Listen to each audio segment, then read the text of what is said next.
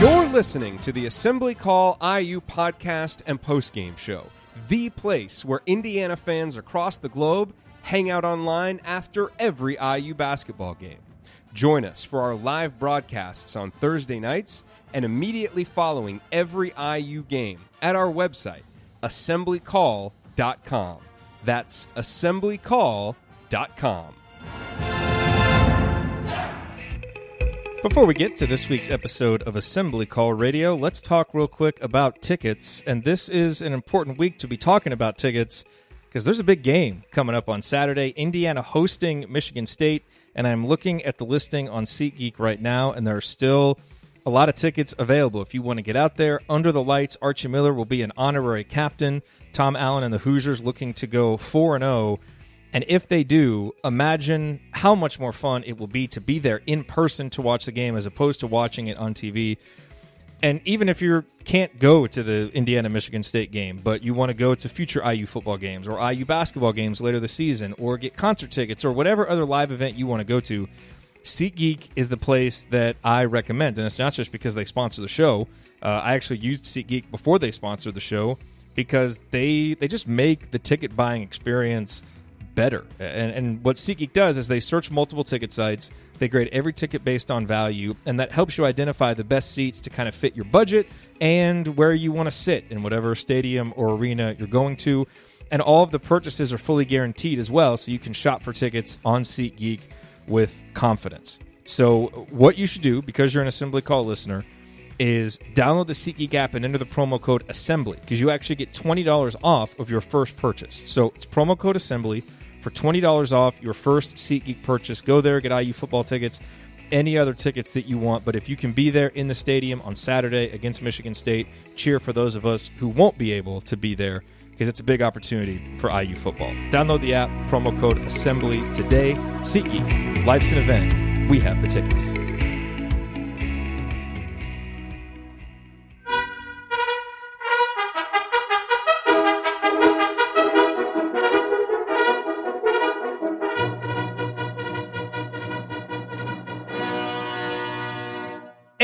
Welcome, Hoosier fans, to this week's edition of Assembly Call Radio, where each week we discuss the most important IU basketball stories from the past 7 days. This is our 94th edition of Assembly Call Radio, and it is our 425th episode overall of the Assembly Call, recorded on the evening of Thursday, September 20th, 2018. I am your host, Jared Morris. And let's begin this edition of the Assembly Call how we begin every edition of the Assembly Call, and that is with our Hoosier Proud banner moment. And Indiana is the national champion. When it comes down, Indiana will be champion. Smart takes the shot.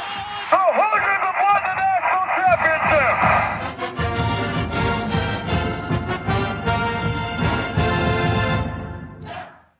This week's banner moment occurred on Tuesday when Andy Katz released the latest edition of his March Madness 365 podcast, which featured a brief interview with Juwan Morgan. And my goodness, did Juwan pack a lot of interesting comments into his short time on the air. The one that generated the most attention was the last one. Katz asked Juwan to complete this sentence: Indiana will make the NCAA tournament if... Juwan replied simply, there is no if, we will. Boom. Now, on the one hand, you could argue that it's a bit silly for a senior who has missed 2 straight NCAA tournaments to express such bravado publicly. Maybe, get comfortably on the north side of 500 for a few weeks before you start guaranteeing NCAA tournament berths. But on the other hand, sometimes the belief has to precede the action for success to be the result. And Juwan's unwavering confidence in this team's ultimate destination may be exactly what this young roster needs to carry it through the inevitable early season ups and downs. And there will be ups and downs. This Indiana team has a lot of questions to answer for Juwan's prediction to ultimately come true. But one question we already know the answer to is the same one that has sunk several Indiana teams over the last few years. Who is the leader? It's Juwan. And clearly, he believes in the team he's leading. Which is good, because 2 straight cold, dark winters extending into March is quite enough. It's time for the sun to shine in spring again, and according to Juwan Morgan, that's exactly what will happen this season. Okay, now let me introduce my esteemed co-host for this week's show. To my left, he is the Tom Allen of Girls Youth Sports Coaching in Cincinnati. He is the president emeritus of the Robert Johnson Fan Club, and he is one of the world's most respected bracketologists. He is Andy Bottoms. Andy, what is your Bottoms line on the last week in IU basketball? Well, I mean, from a basketball perspective, I've been keeping track of the Inside the Hall release of the top 25 Big Ten players. And so Romeo was there at number 6, and Juwan has yet to be named. So unless Alex has some eyes on, the whole fan base turning on him, Juwan will be somewhere in the top 5. And it's pretty exciting to go into a season with,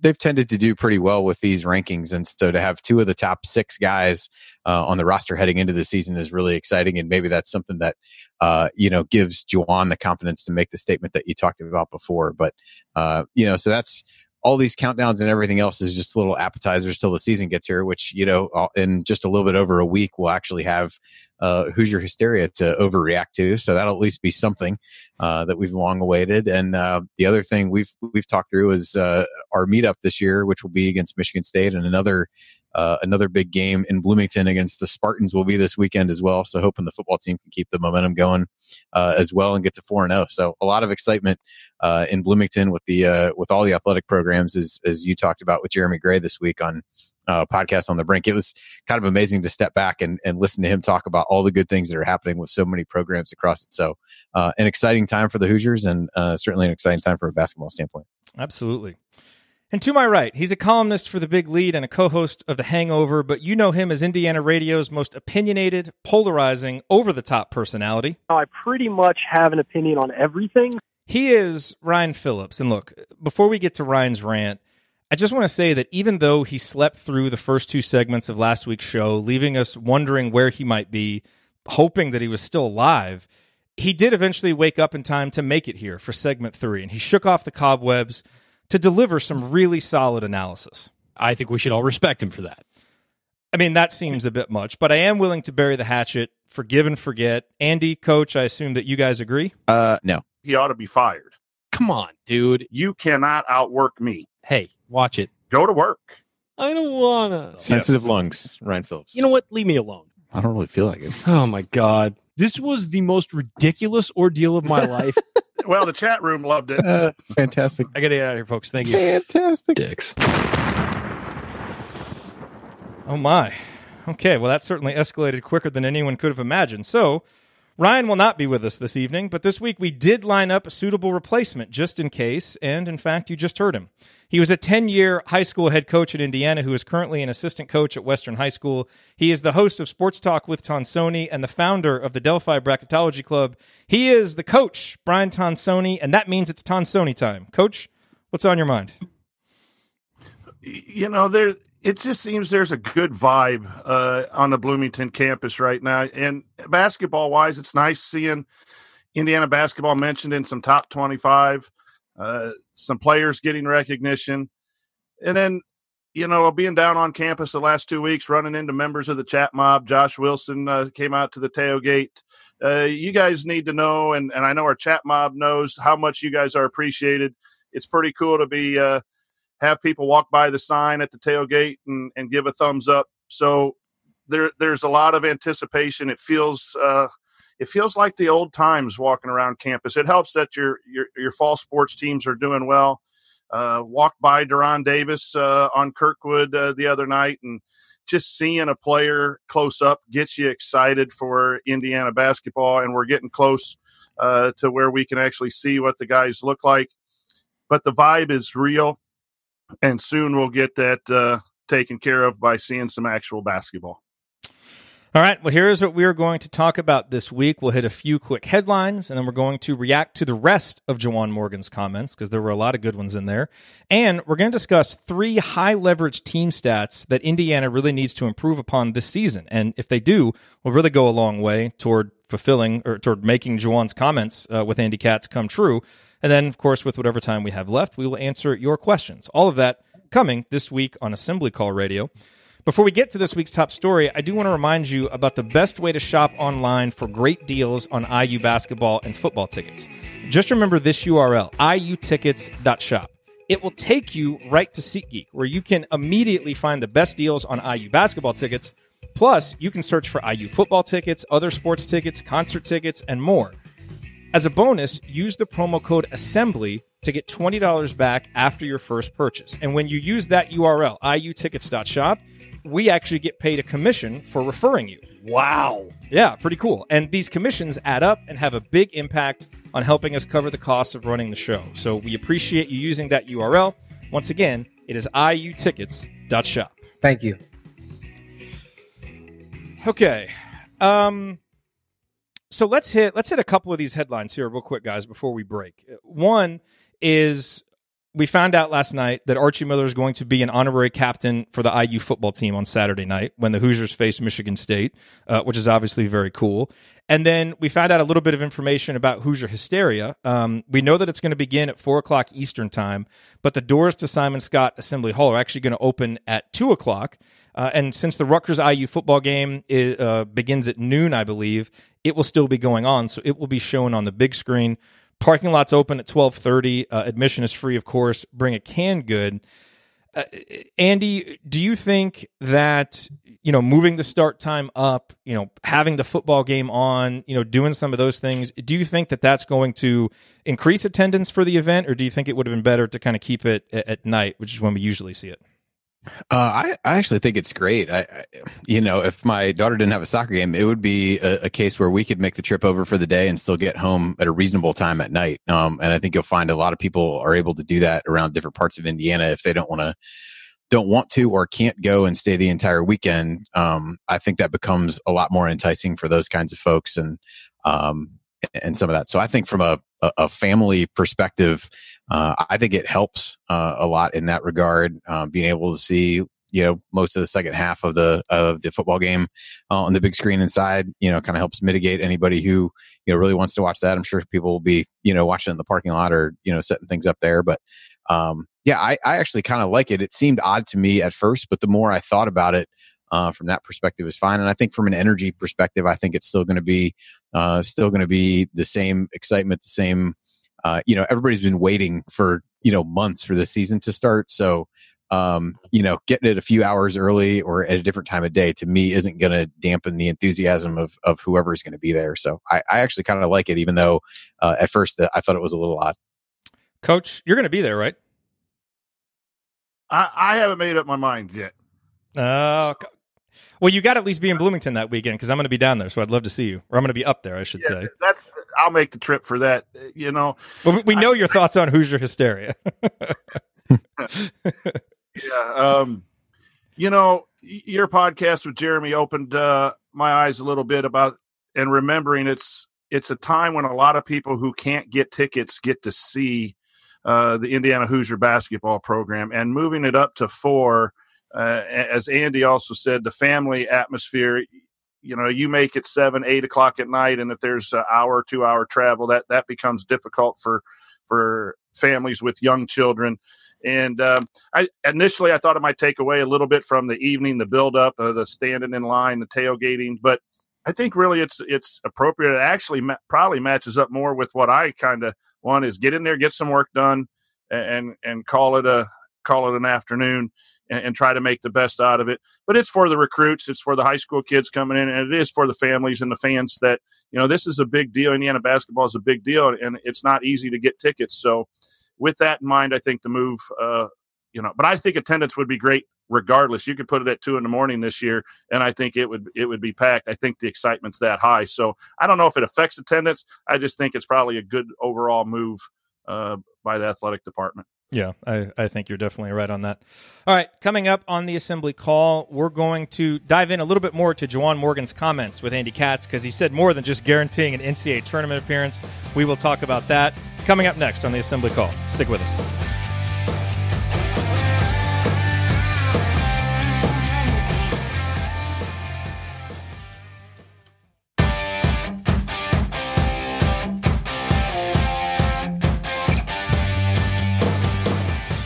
You are listening to the Assembly Call. To watch replays of our show, to listen to our daily Banner Morning IU news updates, and to subscribe to our free IU basketball email newsletter, visit assemblycall.com.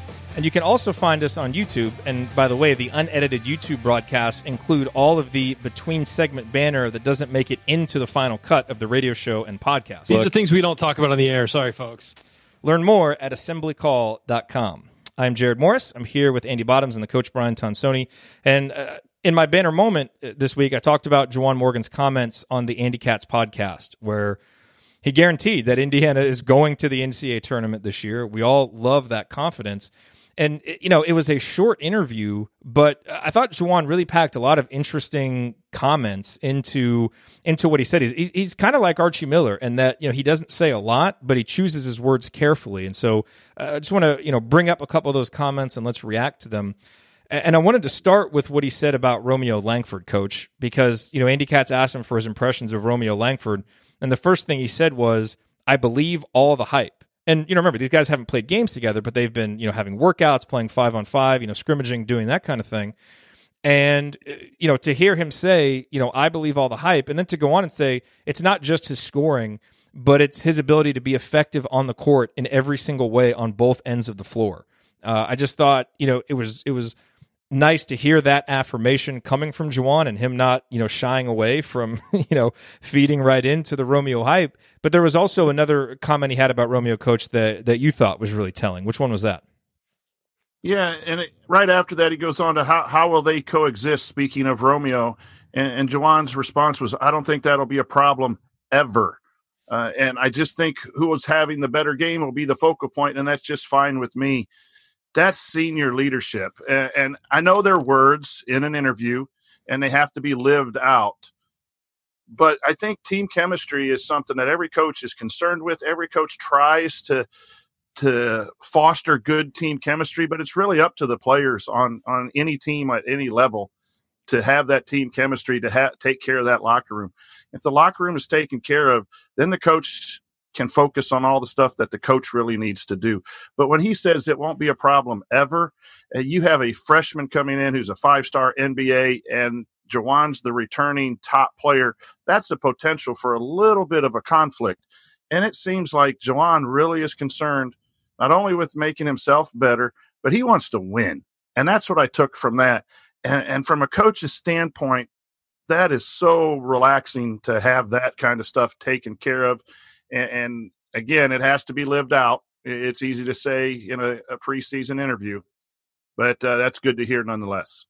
Well, and I think it's funny when we talked about some of Archie's comments with John Rothstein about one of the things he said was guys are going to have to sacrifice more than they think they will, or something to that effect. And I think when you hear Juwan talk about that, and when your best players are the ones willing to stand up and say, yeah, I'm going to make that sacrifice, I think that's a great sign. So if he's willing to say that, then how does, guy 8, 9, 10 on the roster, how do you say, hey, I'm not going to do that, if the guy who's been there, before and really is the leader of the team is willing to step out and say that? Yeah. And what's interesting is, he's the clear leader of this team. There's no question about it. And that's what you expect from a senior. But it's really a role that he had to assume last year, even though he wasn't the senior, and you had guys like Colin Hartman and Robert Johnson, for different reasons. Robert Johnson, it wasn't really in his nature from a personality standpoint. Colin Hartman, he just wasn't healthy enough to play. A lot of that leadership burden really fell on Juwan last year, and he really embraced it and stepped up. And Andy Katz asked him, what is one aspect of your game that improved the most from your sophomore to your junior year? And he said, I would say it was my mindset. I think I had the skills, but it was just actually accepting that role and doing something with it. And so what I think really bodes well for Indiana this year, Andy, is that it's not like Juwan is now stepping into that leadership role for the first time. He really embraced it last year and took it on, not just from that kind of emotional vocal leadership, but also with the leadership of production that he had all of that pressure. And so now he'll obviously still be counted on for the same vocal leadership. I mean, he is the emotional center of this team right now, but to have so much more talent around him, like it almost sounds in his voice like there's a little bit of relief there, having a guy like Romeo and having, I think, more pieces that fit better together than he's had the last couple of years. Well, I think it was a thing, I think, between the injuries and some of the other guys on the team. I think it was kind of easy for him to take a backseat a little bit to some of those guys and defer. And what quickly became apparent last year was that was no longer could be the case. And he really, stepped up to fill the void that was there from a leadership perspective and from a production standpoint as well. So, it's interesting the way that he phrases that in mindset. I think it's a little bit of like what he was being asked to do, and I think maybe some of that is a new staff coming in that viewed him differently, or how they could use him differently, or maybe it was just really feeling healthy for one of the first times in his college career. But whatever the case, I think he had a higher level of confidence and wasn't willing to kind of step back and defer. And so if he credits that to mindset, then that's what we'll call it, and go from there. But it was interesting, just the role that he was asked to play his first couple of years versus last year was a pretty huge leap. It wasn't a gradual build like we've seen with Oladipo is one everybody talks about. There was his freshman year he was a role guy, then he stepped up a little bit more, and then junior year was really the explosion. Juwan just kind of bypassed that middle step there and got to where he did last year. You're listening to Assembly Call Radio. I'm Jerod Morris here with Andy Bottoms and the coach Brian Tonsoni. We're talking about Juwan Morgan's comments on Andy Katz podcast from earlier this week. The other one that really jumped out to me, Coach, I want to talk about this one with you because you added some important perspective to this, and we were talking before the show started. Andy asked him, who are some players who will surprise some people this season? And he said, I'm going to say Justin, Evan, and Race, and Al will be the biggest surprises. So that's 4 guys that he named. And the one guy whose name wasn't in there was Devontae Green's. And of course, we talked last week or the week prior, when Archie Miller had his podcast appearance with John Rothstein, his glowing comments about Devontae Green and, really starting to feel more comfortable about his breakout and becoming more consistent. And, maybe this is just my silly mindset, but I hear that. And my first thing is, well, where's Devontae? What does it mean that he's not mentioning Devontae in there? Remind me to have some perspective and to not overreact to Devontae's omission from that list. Well, as a coach, you're well aware in an interview that you want to make sure you mention all the players or as many players as possible and not leave anyone out because you don't want to create any problems. That's probably different for a player.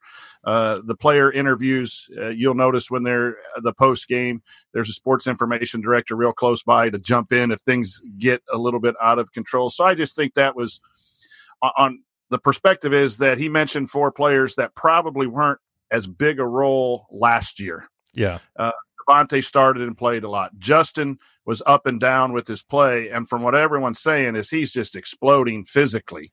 He could shoot the 3. You heard that on with Jeremy Gray again.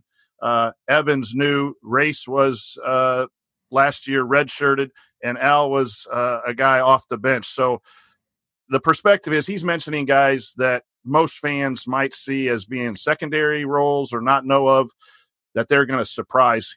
And that's the way I take that to mean more than anything else.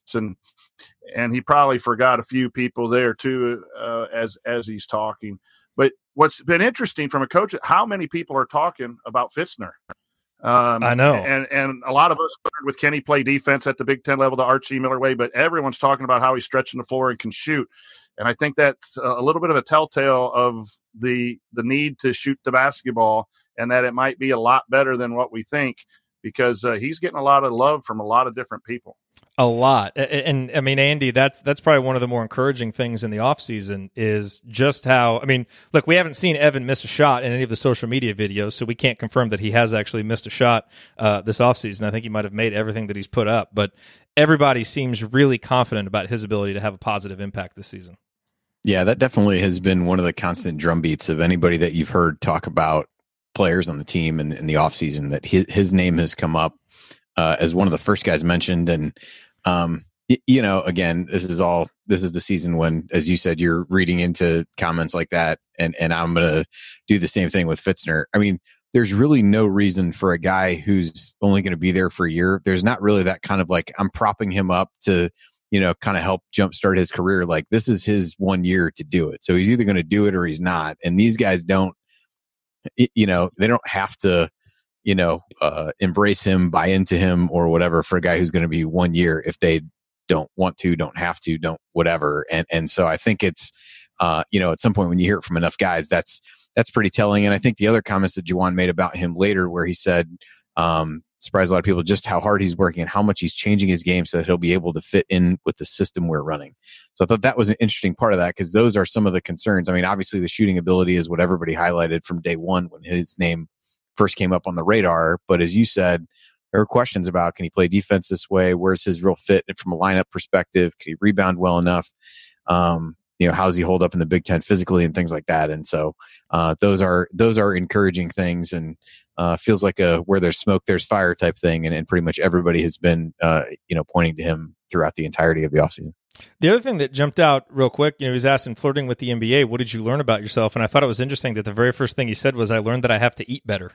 I think Juwan's kind of been a guy known to hit up the McDonald's every now and then and maybe not always have the best diet.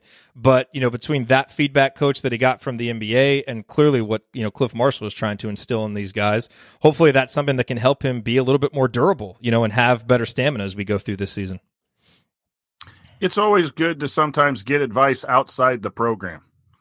It's like mom and dad's.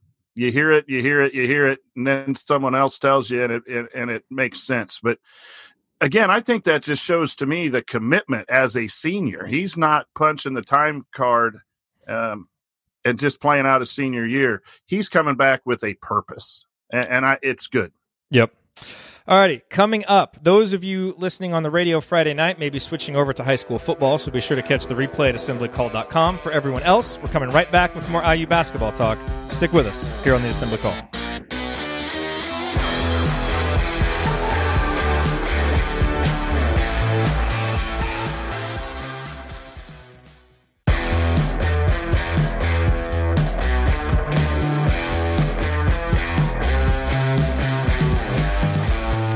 Welcome back to the Assembly Call. If you're listening to the show, it's pretty clear that you are more than just a casual IU fan, which is why you need to be subscribed to our free IU basketball email newsletter.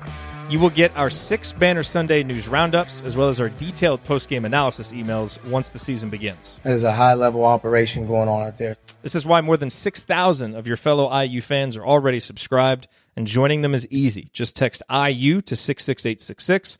Or go to assemblycall.com. Again, go to assemblycall.com or text IU to 66866 and join our free IU Hoops email newsletter today. Make no excuses. Can we get some basketball, please? All right, back to talking IU basketball. I'm Jerod Morris here with Andy Bottoms and the coach Coach Tonsoni. And guys, I wanted to, as we go through this offseason, we like kind of diving into some of the stats and looking at the individual player stats, looking at the team stats. And so for one of the Banner Morning episodes earlier this week, I was starting to think about, team stats that really need to improve for Indiana to take that next step this year, to get better, to become an NCAA tournament team like Juwan Morgan talked about, and really try to think about what are the real high leverage ones that, maybe Indiana was really bad at last year. So there's, kind of a lot of room where they can get better, or that just, by improving in this area, it can really make a big impact. And so the first one that jumped out to me, I mean, you could pretty much name all of the shooting statistics, outside of the 2-point field goal percentage. But, improved 3-point shooting to me is really going to be important for this team coming up this year. And I think there are a lot of reasons to believe that Indiana can get better at that. I ran these down on that Banner moment, but just to review, only 26.1% of our points last year came from 3-point range. That was 302nd in the country. And not a lot of teams succeed only getting that many points from threes. You got to be really athletic, have a lot of size, and Indiana's not there yet. And the thing is, we didn't take that many threes. We were 263rd in the country, and then of the ones we took, we didn't make very many. So we know that has to improve, and that if it does, it can make a big impact. So what are some reasons for improvement? Well, number one, you look at Robert Johnson being gone, and that kind of scares you because of how much our 3-point shooting was reliant on him last year. But I'm starting to believe that Evan Fitzner, even playing fewer minutes, could replace or maybe even improve upon what Rojo did. Now, he'd have to make more than 2 threes a game, but certainly I think we expect the efficiency can be better because Fitzner's a 40% shooter for his career. Romeo Langford and Robert Finney could pretty easily surpass what Josh Newkirk and Colin Hartman did last year. And you look at Juwan, Devontae, Al, and Justin, they shot a combined 32% from 3-point range. I think it's fair to expect some improvement from them. Coach, as you look at it, what do you think are some other reasons why this team might get better from 3, or, maybe some reasons why you think that they won't? The other one that we've talked about on the show before is that, with the attention that Romeo is going to get, hopefully improved point guard play from guys like Devontae and Rob, hopefully we start getting better looks, which is one of the problems last year is we weren't very good at making the open ones, and we just didn't get that many open looks to begin with. With the increased talent, you're going to be able to attack closeouts. And when you attack closeouts, that's going to create open shots. And open shots go in a lot more than contested shots. So we just have to have people who can hit at a very decent percentage. I've said over and over when you guys have asked, the ability to stretch the floor that some of our incoming players bring to Indiana is going to be so much fun to watch, because you got so many different aspects that need to be guarded. And when you do that, then the defense has to be set one way and shadow one way. And as the ball gets swung from side to side, again, skip to over a defense. There's a closeout. You drive. There needs to be help. You force help, and you're going to have wide open. So I think just the talent itself and the attention that the defenses are going to have to give is one thing. And I just think we're better shooters from Fitzner and Romeo. Finney can hit a little bit better than some of the people we had, which would offset Rojo's loss. And I think that's, again, maybe why we brought in a Fitzner as a post who can shoot to do some of that. But that, and then increased post play with some of the guys we have coming in. And if Duran can ever get back that inside out game, I think you'll see the numbers go up, and I think that they'll go up quite a bit more than maybe a lot of us expect. Andy, I sense that you're steaming mad over there that I would dare suggest that Evan Fitzner could replace Robert Johnson's three-point production. I'm not going to say it didn't hurt a little bit, but it's fine. No, I mean, it's certainly no secret that the team didn't shoot the ball well, and that's a huge area that they need to improve in. I will say, if you want to look at it positively, the fact that they didn't take as many threes shows at least some level of self-awareness in coaching. So that's good. But yeah, I think being able to put five guys on the floor who can all shoot it is going to be important. I think Fitzner is a guy who provides that. Freddie McSwain had really worked his way into so many of the lineups that were used over the latter part of the season once the rotation shook out. But he certainly wasn't a guy who was going to step out and even really take even mid-range jump shots. And so I think from a spacing perspective, being able to, move guys around, find some mismatches to free up those open shots will be good. And I also think you've got some guys who are able to, who certainly have spent a lot of time in the offseason doing that. Justin Smith is a guy who people have talked about really has tried to work on his shot.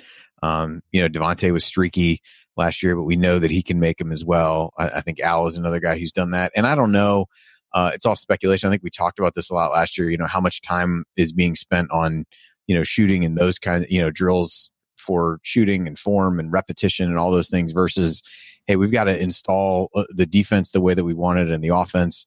And that was another comment that Juwan made of just, having a year under their belt, how much that was helping them in the offseason. So maybe it's just something that they're able to give more attention to this year than last. And I think, to Coach's point, they're probably starting from a little bit higher floor just in terms of shooting ability and going from there. So it's hard. You're hard pressed to kind of go, a guy down the roster who's kind of maybe replacing his role and say, hey, there's no reason to believe can't be as good or better pretty much every one of those guys as you would go down that list. Yeah, you look on the other side of the ball with the defending the three-point line. That obviously needs to improve as well because Indiana was 267th in the country last year defending the three. But I think, staying on that side of the ball, Andy, the one that you pointed out in our email thread this week was defensive rebounding. And I think we were both surprised to realize that Indiana was 210th in the country last year in defensive rebounding percentage. And what I was even more surprised by when I dug into it more and went into synergy is that Indiana was one of the worst teams in the country at basically defending second chance opportunities. Like when teams got offensive rebounds, they were really efficient at scoring against Indiana. So that's kind of a double whammy. If you're giving up a lot of defensive rebounds and then teams are turning those into second chance points, that's an area right there where if you can just clean up your defensive glass and get a little bit more aggressive, a little bit better at defending that. And look, part of that is because, you played with a lot of undersized guys down low last year who tried their best. But, when you're counting on Robert Johnson to be one of your best defensive rebounders and Freddie McSwain, if you don't get the rebound, you're going to be in some trouble when you're going up against some big guys. So that is an area, cleaning up the defensive glass, and doing a better job of defending guys once they get an offensive rebound, that could also, help improve your defensive efficiency and maybe even shave off, 2-3 points per game for the opposition. Yeah, I think that one, it did strike me as a surprise when we were, kind of looking through the stats, because and maybe that's because the team tends to do pretty well from an offensive rebounding standpoint. And I think your inclination as you look at things like that is just to assume, well, if you're good on one end, you should be good on the other. Maybe that's fair. Maybe it's not. But I think that all goes back a lot to size. I mean, when you look down that roster last year, there was really, pretty much by the end of the season, really, I don't think anybody was playing that was over 6'7". I don't think. Duran was really one of the only guys on the roster who was over 6'7", period. And so, when you're doing that, I think that speaks a lot to what you said of, once you give up the rebound, then good night, because you're not gonna be able to, to offset that. And the team didn't block a ton of shots last year. That was one of the other, or they actually got a lot of their shots blocked last year. That was the other stat I sent. And I think those both really tie back to just not having a lot of size and strength inside. And I think, with a lot of the recruits, Fitzner certainly has the size. Forrester is going to be really active. Race Thompson being in the program for a year gives you some additional size. So I think you've got a lot more options that you can go to when you really need rebounds and some of those kinds of things. So I think the size will help that. Certainly positioning is a factor, but just having more options up front it should inherently help that. You're listening to the Assembly Call. I'm Jerod Morris here with Andy Bottoms and the coach Brian Tonsoni. We're talking about some high leverage team stats that weren't very good for Indiana last year, that if they improve will go a long way toward Indiana, becoming a contender in the Big Ten and getting back to the NCAA tournament. And coach, the other one jumped right out to you when we started this discussion via email this week was turnovers and assist to turnover ratio. And it's kind of interesting how this one dovetails with the first stat, which was 3-point shooting. Why are you confident that this team can get better at getting more assists and also reducing turnovers this year? Well, I think we're just going to have better overall point guard play. And I think a lot of that rests with Green. Green needs to be consistent. There were times when he looked like the point guard that Indiana needed. And then there were times where he was not very good and really couldn't see the floor. If he levels that out, I think Indiana will be better. At 18 last year, the turnover ratio or percentage was 18.2 per game. That was right at about the NCAA average, good for 164th in the country. That was 18.2%. So they turned it over on 18.2% of possessions. Yeah. My bad on that. And when you look at guards need to have a 2-to-1 ratio if you're a lead guard or a point guard.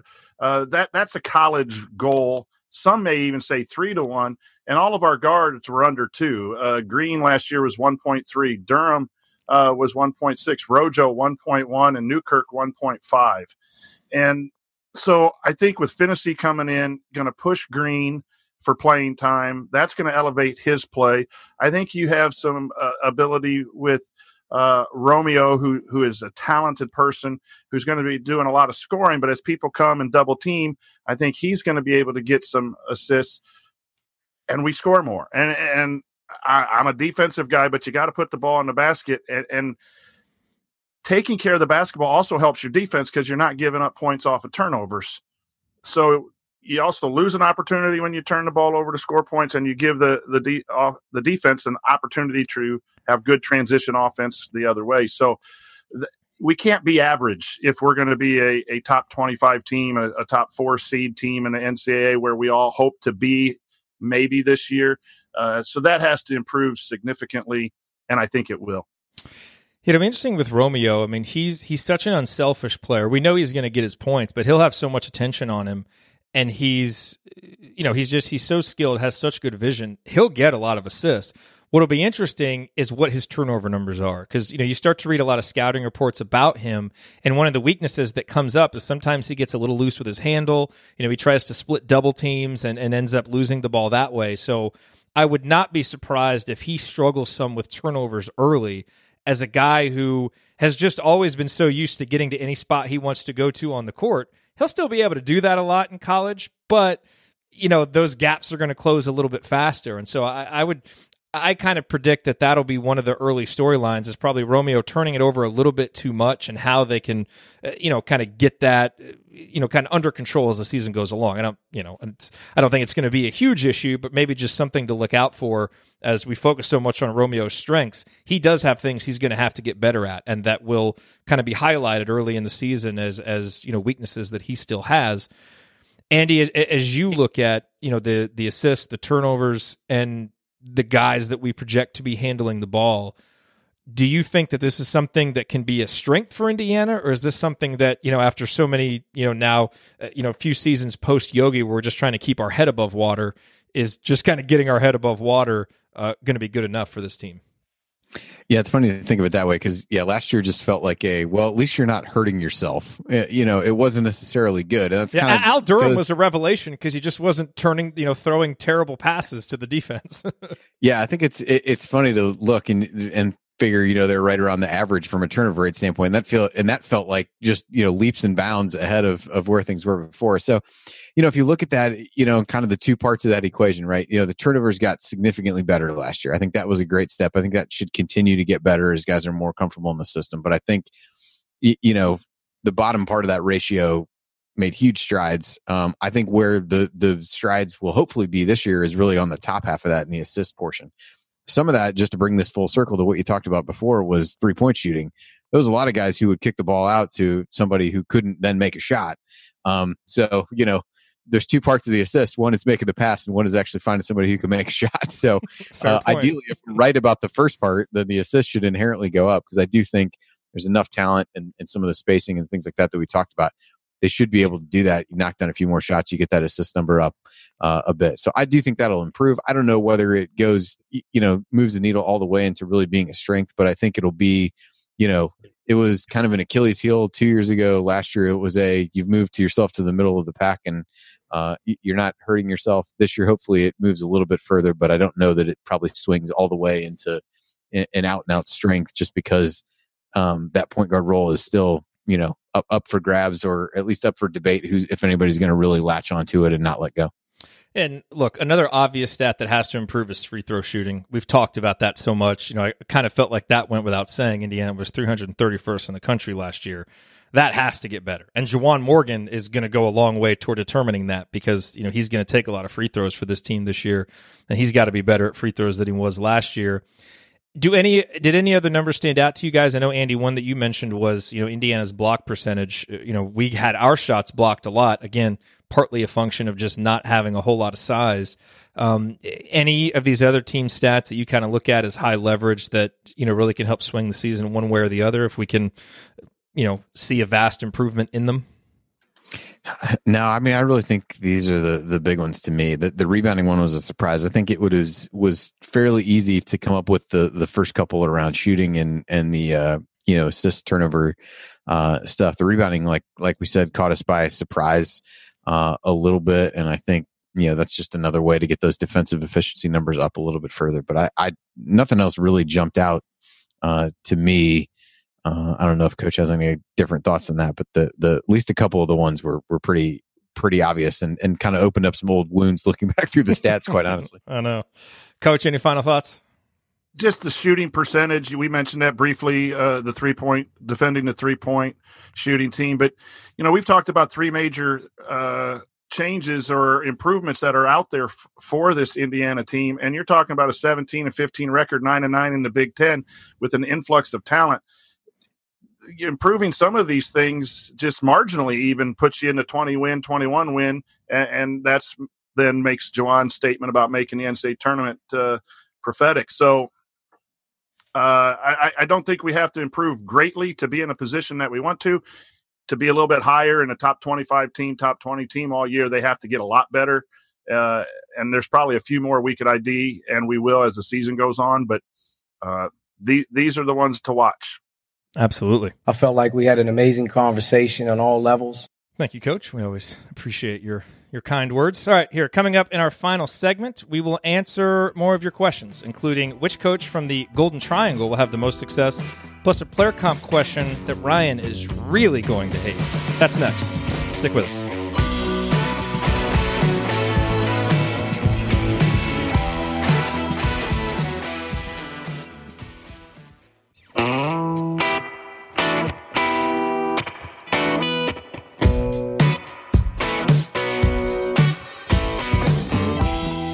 You're listening to the Assembly Call. We are wrapping up another week of talking IU basketball. I'm Jared Morris here with Andy Bottoms and the coach, Brian Tonsoni.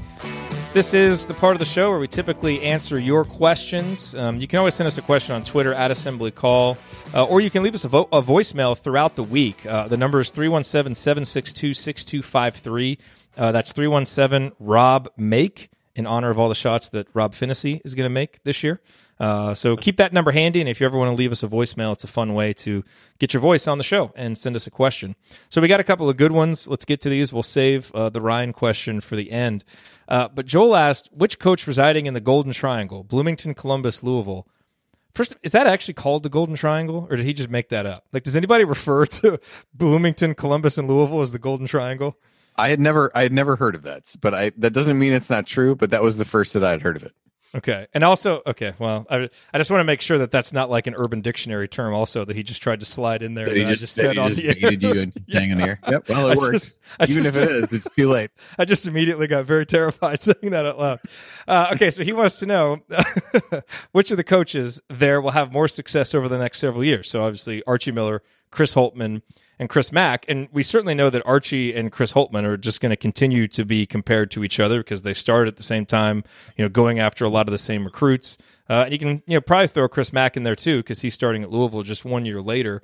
Andy, as you look at that, and you're obviously biased, but put your bracketology hat on, and same thing with you, Coach. Who do you think will have the most success over the next several years out of those three?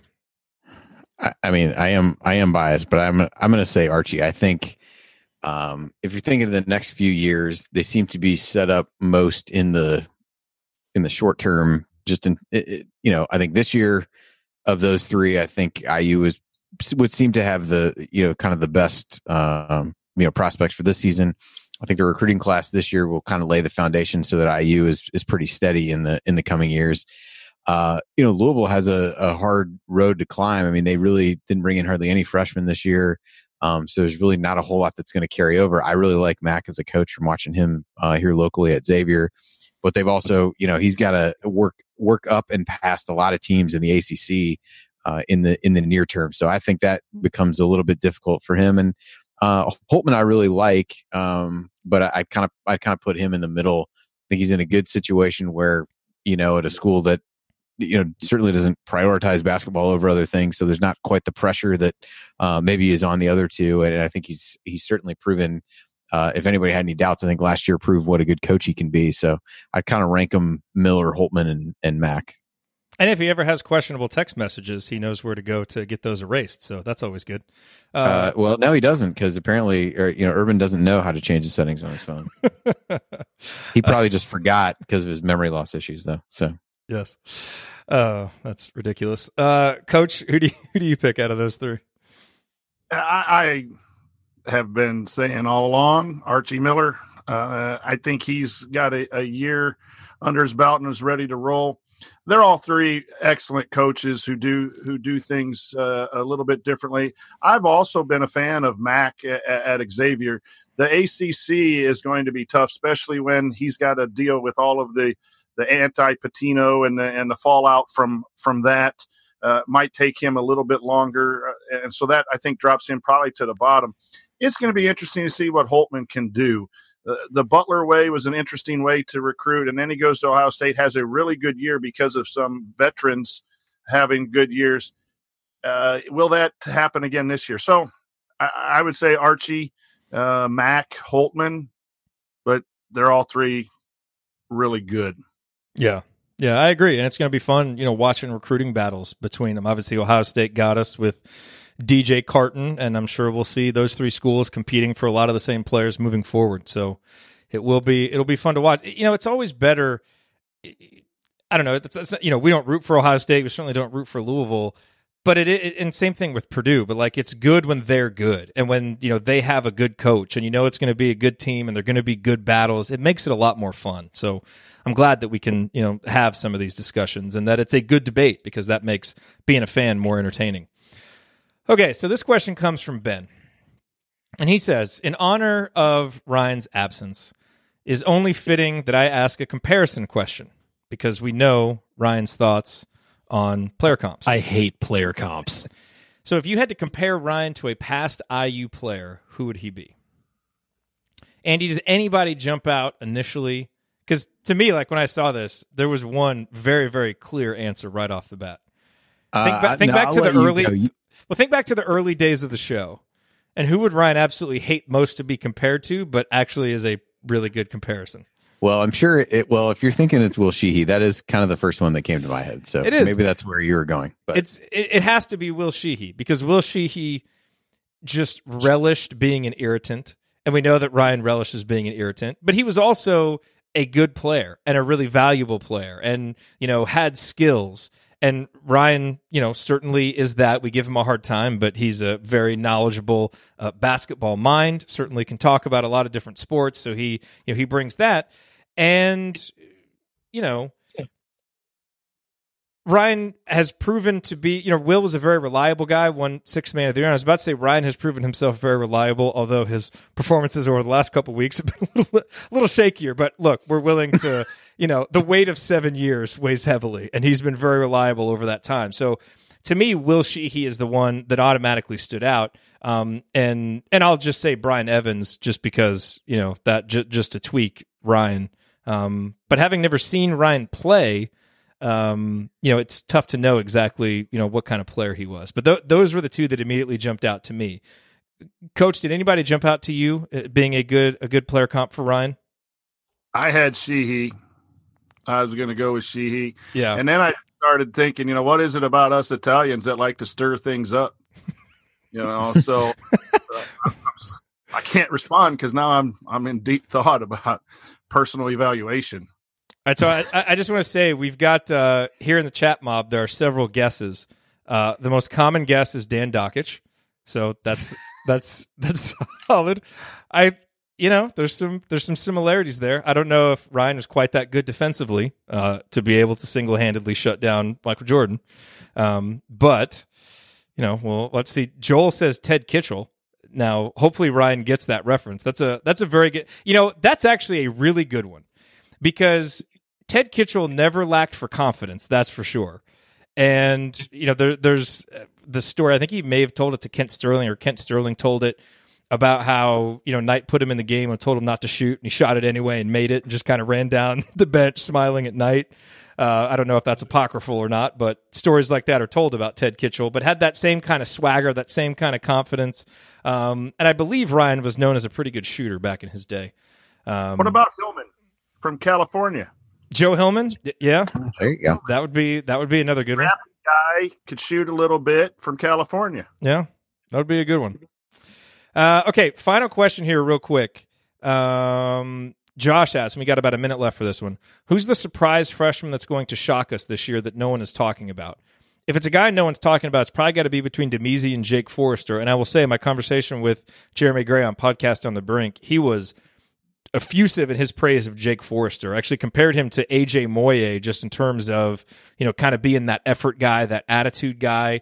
I've always thought he'll somehow find a way to carve out a role because he has such great experience as a role player with the high school he played on. I think it'll be easier for him to find a role, although Demezy can obviously shoot threes really well, so that could get him on the court. Andy, who do you kind of think is the surprise freshman? I would tend to go with Forster because of what you said. I'll throw a race out there because I guess technically he falls in the freshman class. And he's definitely a guy who hasn't gotten a lot of conversation, maybe because he's kind of part of the class, but not because he was here, for a semester. So I think that semester is going to serve him well. I think he'll be able to step in. Plus he has, Juwan's blessing. So, feel good about that. That's true. All righty. Well, that will do it for us on this week's episode of the Assembly Call. If you ever want to see us do the show live and be part of the live chat, join us at assemblycall.com on Thursday nights for the live broadcast of our Assembly Call radio recording. Or you can always subscribe to our podcast by searching for Assembly Call wherever you listen to podcasts. And don't forget to go to assemblycall.com and join our free email newsletter. Thank you for listening.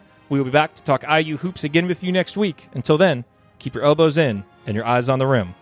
And go Hoosiers. Thank everybody for coming out. All right, I got to get out of here, folks. Thank you. Thank you for being here and for listening to this episode of the Assembly Call. We appreciate it. And we really do rely on the support of audience members like you to keep our show going and to keep growing.